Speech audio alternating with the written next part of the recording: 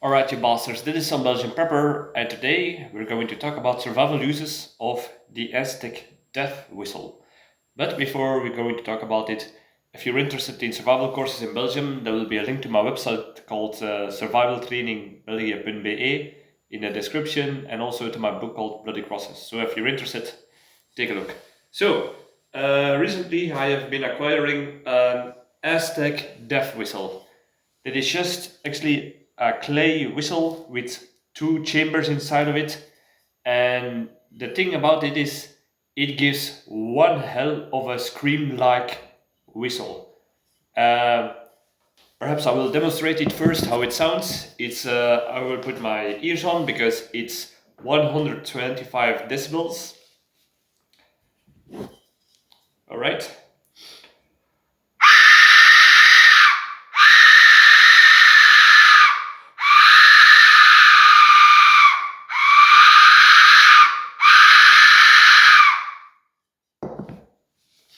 Terrifying, isn't it? Well, the thing about this is, apparently they were being used by the Aztecs as as for one thing, for warfare. So there are two ways they could use this in warfare, and it was like to keep the enemy awake at night. So yeah, if they are having a camp or or a siege, you could keep blowing these, and this will keep the morale low of the men, will terrify them, give them stress, keep them awake, and yeah, your boys will be more rested because they know that they didn't have to fear anything. So it's like psychological warfare. And the same thing goes on before you go into battle. It's like those phalanxes, horns from the Celts, or bagpipes from the Scots. It's like terrifying sounds. If the enemy is coming charging up you, is more intimidating. So that's another part of the warfare. It's supposed to also to be used in rituals, like during sacrifice rituals, as to the gods or something. Ooh, I'm not really sure, but the question is, I was wondering how would I be able to use this, implement this in my survival in my survival plans. Well, there are several things that I came up with, and first of all, yeah, of course, the psychological warfare. If you are going to go up against someone, you can use this. When are you going to use this? More in organized warfare, so perhaps during a shit hit the fan situation, madmen like besieges or small battles, it could terrify the enemy.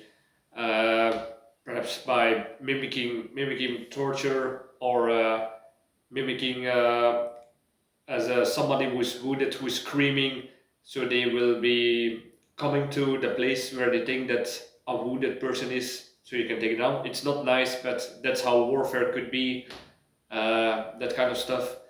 And yeah, another thing you can do this is perhaps as a sort of communication. So yeah, every whistle can be used as communication, and if you got one unique sound of a whistle, yeah, that could help you from that other peoples can recreate the sound that you make. So for example, if you live here and somebody else lives at the other side of the river or further away, they could, if you use whistle, a sort of whistle, then some third party could think, it's those sounds that they make, I will mislead them by using my own whistle. With this, if you have one unique whistle, that's less likely the case. Another thing I would say is against burglars, because yeah, if you are going to burglar someone, you step over their fence and you hear, you want to get the hell out of there, because A, it's terrifying, so you know that somebody is awake. Two, you hear somebody who is screaming in agony or in anger. So that's another way that you do not want to mess with whoever is inside of there. So that's another thing. Calling for help, in case there is, like I said, a burglar or an emergency situation, pop open the window and start screaming, and I'll be sure that the whole neighborhood will come.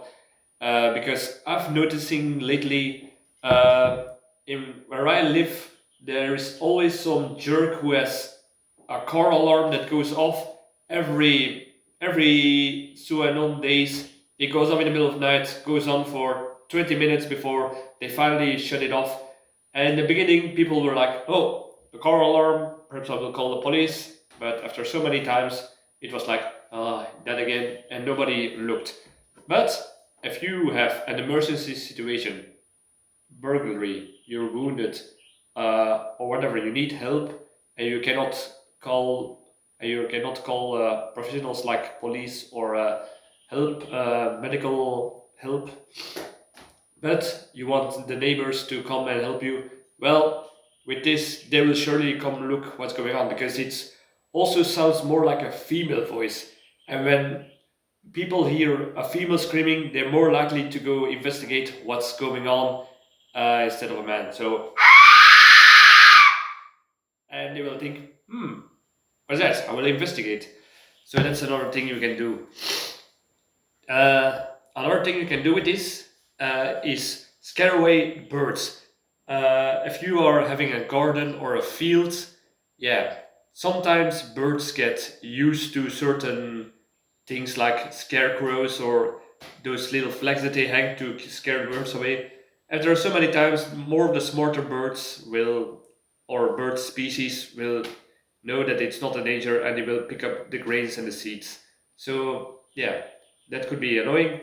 What farmers in my area do is they use one of those sounds cannons. So that's a cannon they place on the field, and every so now and then it will go off and scare the birds away. So if you have a smaller field and the birds are always picking on, just go now every now and then, or perhaps let even your children do it. Let them go every hour on the field, see the birds, and the birds will fly away. So that's a more practical use of this death whistle. Uh, Another thing you can do with this is just as a way of pranking someone. Yeah, it's not a really survival thing, but yeah, you need to have fun during a survival situation. So yeah,